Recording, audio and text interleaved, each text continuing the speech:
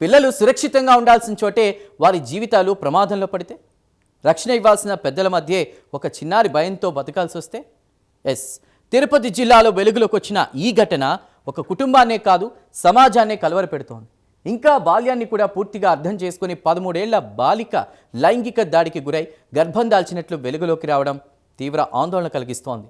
తిరుపతి జిల్లాలో ఆలస్యంగా వెలుగులోకి వచ్చిన ఈ ఘటన ప్రతి తల్లిదండ్రి గుండెను కలిచివేస్తోంది. కేవలం 13 ఏళ్ల బాలికపై జరిగినట్లు ఆరోపణలు ఎదుర్కొంటున్న లైంగిక దాడి ఆమె గర్భం దాల్చినట్లు వెలుగులోకి రావడం ఈ కేసును మరింత తీవ్రంగా మార్చింది. అసలు ఈ దారుణం ఎప్పుడు జరిగింది?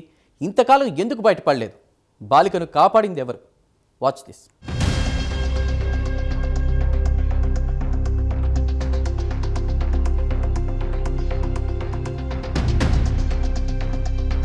తిరుపతి జిల్లా పుత్తూరు మండలం మజ్జిగుంట ఎస్టీ కాలనీ ఒక్కసారిగా తీవ్ర కలకలానికి కేంద్రంగా మారింది. 13 ఏళ్ల బాలిక లైంగిక దాడికి గురై గర్భం దాల్చిన విషయం ఆలస్యంగా వెలుగులోకొచ్చింది. మద్యమత్తులో ఉన్న సమయంలో బాలికపై లైంగిక దాడి జరిగినట్లు బాధిత బాలిక ఆరోపిస్తోంది.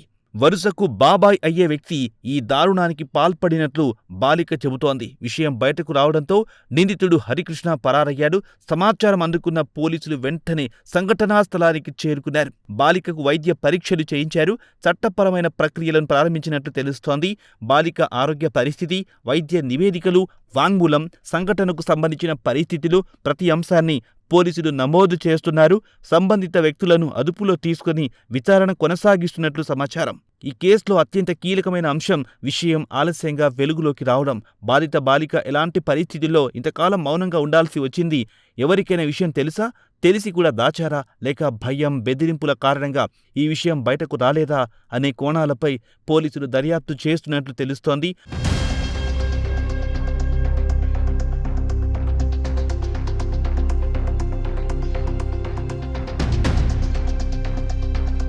లైంగిక నేరాలకు సంబంధించిన కేసులో బాధితురాలు వాంగ్మూలం మాత్రమే కాదు, వైద్య పరీక్షలు, శాస్త్రీయ ఆధారాలు, పరిసర పరిస్థితులు, సాక్షుల వాంగ్మూలాలు అన్నీ కీలకంగా మారుతాయి. అందుకే ఈ కేసులో కూడా ప్రతి ఆధారాన్ని పోలీసులు జాగ్రత్తగా సేకరిస్తున్నారు.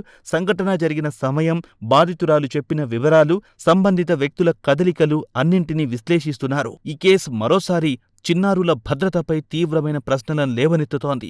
కుటుంబం, పాఠశాల, సమాజం ప్రతి ఒక్కరూ పిల్లల్లో కనిపించే అసాధారణ మార్పులను గమనించాల్సిన అవసరం ఎంత ఉందో ఈ ఘటన గుర్తు చేస్తోంది.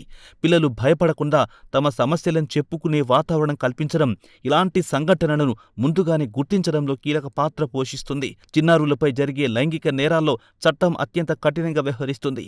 ఇప్పటికే నిందితుడు హరికృష్ణపై పోలీసులు పోక్సో కేసు నమోదు చేశారు. ప్రతి ఆధారాన్ని పరిశీలించి వాస్తవాలను వెలికితీయడం, పోలీసులు దృష్టి సారించడం, దర్యాప్తు పూర్తయ్యాకే ఈ ఘటన వెనుక ఉన్న పూర్తి నిజాలు వెలుగులోకి రానున్నాయి.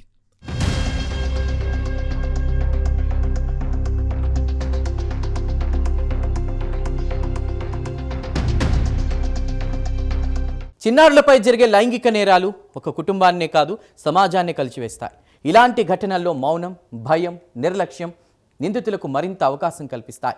పిల్లల్లో కనిపించే ప్రవర్తన మార్పులు, మానసిక ఆందోళన, భయం వంటి సంకేతాలను కుటుంబ సభ్యులు, ఉపాధ్యాయులు, సమాజం సకాలంలో గుర్తించడం అత్యంత కీలకం. ప్రతి చిన్నారి భద్రతకు పెద్దల అప్రమత్తతే మొదటి రక్షణ. ఇలాంటి నేరాలపై రాజీకి, మౌనానికి తావు లేకుండా వెంటనే చట్టాన్ని ఆశ్రయించడం ద్వారానే బాధితులకు న్యాయం, నిందితులకు శిక్ష సాధ్యమవుతుంది. పిల్లల భవిష్యత్తును కాపాడడం ప్రతి ఒక్కరి సామాజిక బాధ్యత.